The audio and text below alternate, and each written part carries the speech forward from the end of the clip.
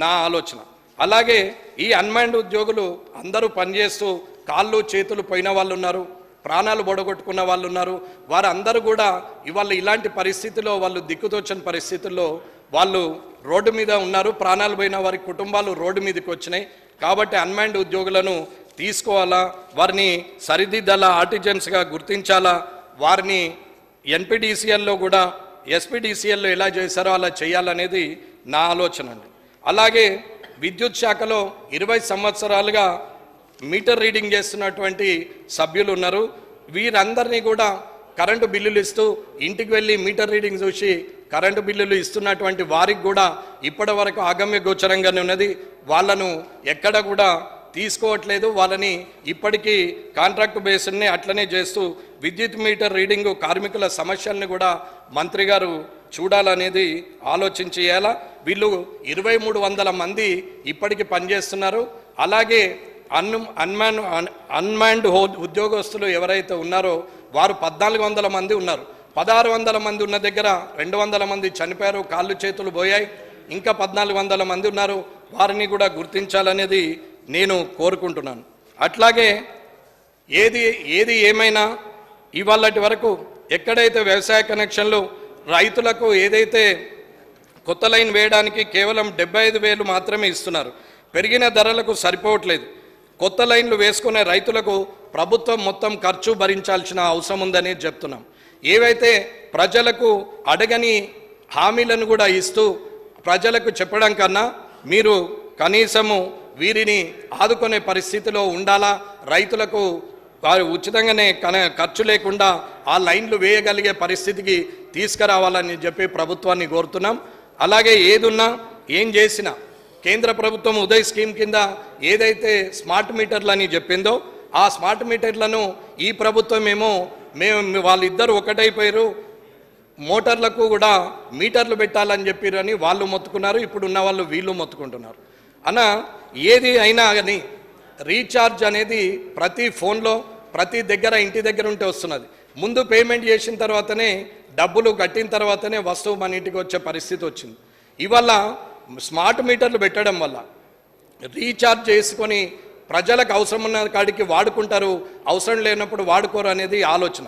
ఒకవేళ రాష్ట్ర ప్రభుత్వము ఫ్రీగా ఇవ్వద్దు, వాళ్ళకి ఫ్రీగానే ఇవ్వాలి రైతులకు అని అనుకున్నప్పుడు స్మార్ట్ మీటర్లు పెట్టినా కానీ ఫ్రీగా ఇవ్వాలనుకునే ప్రభుత్వం ఉంటే ఇవ్వచ్చు, దాంట్లో తప్పు లేదు. కానీ స్మార్ట్ మీటర్లు పెట్టమన్న కేంద్ర ప్రభుత్వాన్ని రాష్ట్ర ప్రభుత్వాలు బదనాం చేస్తూ రైతులకు మీటర్లు పెట్టమన్నారు, బోర్లకు మీటర్లు పెట్టమన్నారు అని గత ప్రభుత్వము ప్రస్తుత ప్రభుత్వము చెప్తా పోతున్నారు.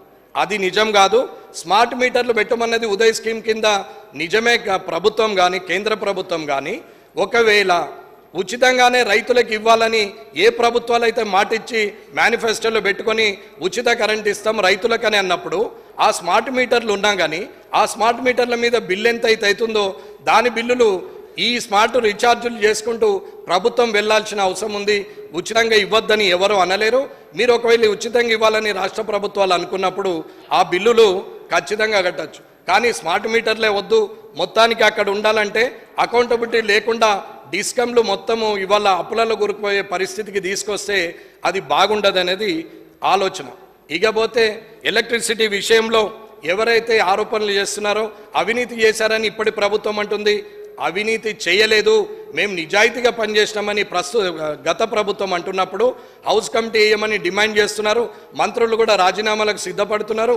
ఇక్కడ ఉన్నటువంటి మాజీ మంత్రులు కూడా మేము రాజీనామాలు చేస్తామని మాట్లాడుతున్నప్పుడు ఇద్దరు నిజాయితీగానే ఉన్నప్పుడు హౌస్ కమిటీ వేసి వెరిఫికేషన్ చేస్తే తప్పు ఎవరిదని తేలినప్పుడు ఇంకొకసారి తప్పుడు మాటలు మాట్లాడే పరిస్థితి రాదు అనేది నా అభిప్రాయం. కాబట్టి ఖచ్చితంగా హౌస్ కమిటీ వేసి వెరిఫికేషన్ వేయాలని కోరుకుంటున్నాను. ఈ అవకాశం ఇచ్చినందుకు అధ్యక్ష మీకు అందరికీ కూడా ధన్యవాదాలు తెలుపుతూ ఈ సభలో లీడర్ ఆఫ్ అపోజిషన్ కేసీఆర్ గారు కానీ ఇక్కడ ఉన్నటువంటి ముఖ్యమంత్రి గారు రేవంత్ రెడ్డి గారు కానీ కామారెడ్డిలో ముగ్గురం పోటీ చేసిన సందర్భంలో ముగ్గురం వచ్చి ఇవాళ ఇదే సభలో మేము సభ్యులుగా ఉండడం అని ముగ్గురు అలాంటి అవకాశం ఇచ్చినటువంటి కొడంగల్, గజ్వేలు, కామారెడ్డి ప్రజలకు ధన్యవాదాలు తెలియజేస్తూ అలాగే ఇలాంటి అవకాశంలో ఆ ఇద్దరి మధ్యన నేను కూడా రావడం నా అదృష్టంగా భావిస్తూ ఇవాళ ఇలాంటి సభలో ఉన్నతంగా ఉండాలి, చంద్రశేఖరరావు గారు కానీ రేవంత్ రెడ్డి గారు కానీ ఇక్కడున్న మంత్రులు కానీ